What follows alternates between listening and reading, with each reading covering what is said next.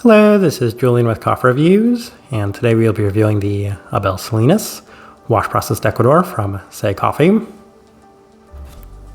there's the box right there. And Say, based out of Brooklyn, New York.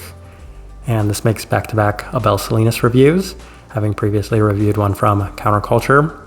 And truth be told, I would have reviewed this coffee even if that Counterculture one hadn't won our December Coffee of the Month poll.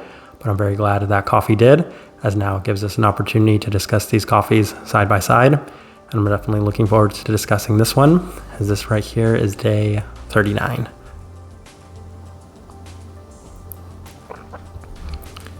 And recipe we went with for this coffee was our standard recipe, which is a 16:1 water to coffee ratio, brewed at 96 degrees Celsius, about 205 degrees Fahrenheit.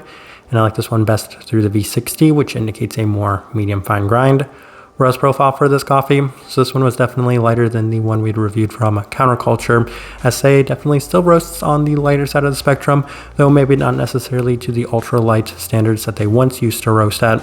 This one still felt a little lighter than some of the coffees we've also had from Say recently, so this one is still on the light side of things by most standards and metrics. With all of that out of the way, let's go ahead and start discussing this coffee. Day 14. First impression, and we opted for the V60 and was immediately surprised by how sweet the coffee was, even for a Mejorado coffee, as we'd had the Counterculture version of it and then having this one right after. I was still surprised by how sweet this coffee was, as I don't always expect Say's coffees to be overly sweet, so anytime they are, I'm still a little taken aback and kind of surprised by that. It is very notable for a long-lasting maple-like sweetness from that first impression. There's a subtle lemon with a lengthy cooldown, but for the most part, it's offering some extremely well-structured sweetness, so I was really impressed by this first try. We continue on to day 18, as we opted for the Chemex, and it continues to offer tremendous sweetness with a lingering background candied florality component to the cup. Even then, it feels slightly toned down, as there are some tropical aspects to this one, but maybe not necessarily as much as the Counterculture version, but not overly intense. Listed peachiness is felt, as it's a little bit more present in a subtle sense. The entire cup opens up much more as it cools down, but yet another really nice experience. Day 21 opted for the April Brewer, and this was a little bit more unusual of an experience that we had, as it offered a grainy cereal quality, but the entirety of it remained very sweet, as best descriptor I had was honeycomb cereal, and it's going to be kind of interesting as we move forward with this one.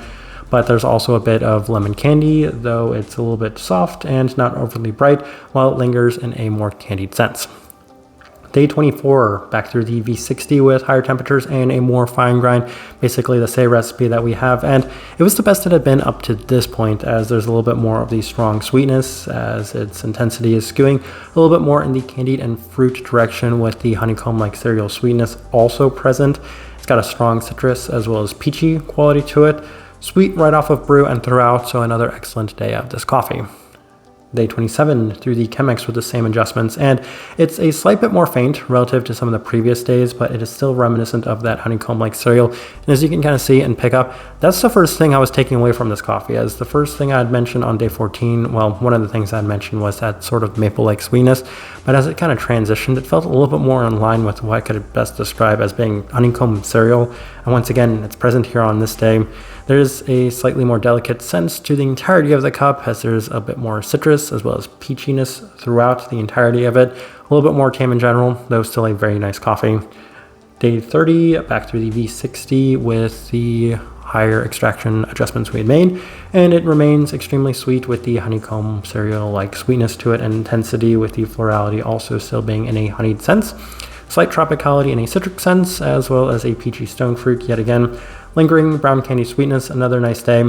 And on day 33, I opted to go back to our standard recipe, as while I felt like it was very nice with the higher extraction adjustments we had made, I felt like the day 33 mark seemed to just offer a little bit more of the intensity, as it's very honeycomb forward yet again, but it cools off, opening very well into the brown candy and peachy aspects of the coffee. And that's why I settled on that, as it felt like I couldn't go wrong with this one, as I'd also mentioned with the Counterculture coffee. couldn't really go wrong with the recipe that we brewed the coffee with. And that was the same case with this one. And it was basically like deciding which two preferences I had. And the main reason I had this slight preference is it felt ever so slightly sweeter, but we're talking at a very high level of sweetness to begin with. So it's very fine margins on these coffees. Day 36, one last try through the V60 and similar results as it's offering tremendous honeycomb and candy-like sweetness, and I just ran out of space to take notes. So that's all I said for day 36. And for now, we will go ahead and put up the tasting wheel so you can't see what we're getting. And we have one level 5 yet again. So let's discuss that one real quick. And that is the sweetness level 5. And if I really had to think about which of these two coffees was sweeter, I would say that maybe the counterculture one at times was ever so slightly sweeter, though they are both still extremely sweet coffees. I feel like Mejorado coffees in general have raised the bar for how sweet wash processed coffees can be, as obviously the classic Pepe Hijón one at this point really seemed to set that bar so high, but a lot of the coffees that I've reviewed since then that are Mejorado coffees also seem to score extremely high in terms of the sweetness. So level 5, once again, for another Abel Salinas coffee. Cleanliness, level 4. And that also isn't surprising in any regard. If anything, I could say maybe this coffee was slightly cleaner than the counterculture version that we had of it. But again, fine margins. We're still talking level 4, as both of them were on the cleaner side of things, even for what the coffees were. Finish, level 4. Once again, this one had a little bit more of that honeyed sweetness, and that seemed to be a trend with both of the coffees that we had. So this one seemed a little bit more candied in terms of that honey sweetness, and this one felt a little bit more defined in general with less of the bitterness that we had experienced from the counterculture version. So it's interesting, just these fine margins that we are picking up from these different coffees, but so far those things have been the same, and the acidity is the same. Level 3, I was honestly expecting this one to have a little bit more of a brightness, but if anything, it had a slightly less brighter attributes to it than the counterculture one, because I said the counterculture one feels like it's at a 3.5 and could be bumped all the way up to the 4, but I settled on the 3. This one also was a little closer to the 3 than it actually was a 4, so this one didn't feel quite as bright at times, and I'm not entirely sure what to make of that, but level 3 seemed best for this one. Florality, level 4. So as I kind of mentioned, that honeyed florality was present yet again in this one. I could say a little bit more of the honeysuckle, honeycomb-like sweetness to it, as it was very well pronounced and much better defined actually than even the counterculture version of it. So I really liked that part of this coffee. They offer a much more generic description of soft florals, which I can see, but for me, I think it was a little bit better and well defined on this one. Citrus fruit, level 4. I also have to say that I felt like the lemon attribute in this one was a bit more well-defined, though it wasn't necessarily a very straightforward, just kind of generic lemon, but a little bit more of a candied lemon, so something like a lemon head, some sort of, I don't even necessarily say to that extent, because it wasn't particularly sour, it was much more of a just kind of soft, even I would say lemon gummy sort of sweetness to this one. Stone fruit, level 4. And I also mentioned in the counterculture version of this coffee that the stone fruit was a little bit more pronounced than I was expecting. This one had really nice definition to it yet again, so I'm giving credit to them on the definition of the notes within this coffee, as the peachiness was a little bit more abundant, pronounced, and prominent on this coffee. Caramel, level 4. And I also feel like, given the maple-like, honeycomb-like, honeysuckle-like sweetness that I've been highlighting and articulating, as well as that Mejorado brown candy-like sweetness, the best place I could spot this was at the level 4. And if we're just saying, for whatever reason, that there was a honeycomb cereal-like note on this tasting wheel, then I would bump that up to level 5, because that was honestly the most pronounced characteristic for me on this coffee, as I really enjoyed that part of it, given the tremendous definition that it had, as well as the wonderful sweetness that was present within it. And then we have couple of other level 3s actually. We'll start with the body level 3. That's the other big surprise between comparing those two coffees, was that this one had a little bit more body than the counterculture coffee. So I remember making that note when creating both of these tasting wheels, saying the same one has a little bit more body and a little less brightness, which is probably counterintuitive to what a lot of people might expect.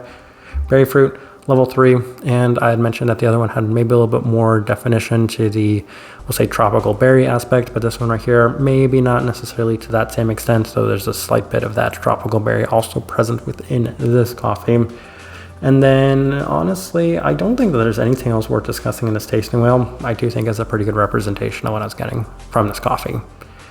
All right, so my overall thoughts and impressions of this coffee. I think I liked it slightly more than the counterculture version, but it's kind of fun to think about just how close the counterculture Abel Salinas was to this one, because I don't think a lot of people would necessarily expect that counterculture, at least in the modern and present day, could do near as good a job as Say. But I think it's a little bit more of a testament to the producer, if I'm being completely honest, as well as the variety, because I felt like the Mejorado has been a bit of a great equalizer, as it doesn't really seem to matter who roasts it, how they roast it, or what machine they use to roast it. I just seem to like it no matter who is roasting it or making it. So credit to Say, I will still say on this one, as I felt like this was a very nice coffee, mostly due to the wonderful definition that I experienced from it throughout, especially the unique sweetness that I experienced from this coffee. But once again, Mejorado just seems to kind of push the envelope for what you can expect for these coffees, as this washed one offered some really nice intensity and some really fun flavor profiles throughout. Type of person I would suggest this coffee to. I think this one's a little bit easier of a recommend, as anybody that continues like these Mejorado coffees with the tremendous sweetness, that's the first place I need to start, as not only did it have that and the great clarity, but it also seems to offer a little bit more depth and definition to this one specifically, as the fruits felt a little bit more well defined. And while I'm not necessarily the biggest fan of the citrus, I think the other things within this coffee made up for it, especially that kind of unique cereal-like, floral-like sweetness that was present within it. I feel like that's a trait that could appeal to a lot of people as well. In addition to that, the other fruit components that were also present within it, just giving it a little bit more depth. Also, a slightly lighter profile did give this one some substance too, and a bit more body. Best direction I can point somebody towards for this one, and the best way I can leave this review. If you by chance had an opportunity to try this coffee, I'd love to know your thoughts and impressions of it as well. If you're enjoying the content, give this video a like, subscribe if you're not already subscribed. This right here has been a review of the Abel Salinas wash processed Ecuador from Say Coffee. Thank you for watching.